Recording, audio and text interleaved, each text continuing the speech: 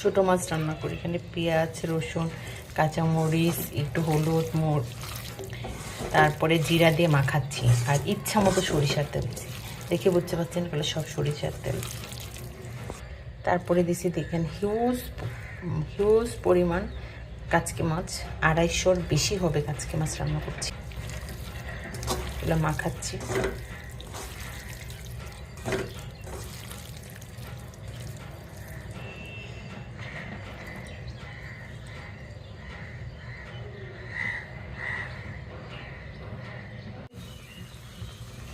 বসাই দিছি ছোট মাছের তরকারি। 5 মিনিট পর এসে একটু নাড়া দিয়ে দেবো, একদম হালকা করে। দেখছেন কত পানি উঠে গেছে। এই যে আমার রান্না শেষ একদম। এই দেখেন সাইড এরকম পুরা পুরা হবে। খুব মজা লাগবে এটা। আমার রান্না হয়ে গেছে।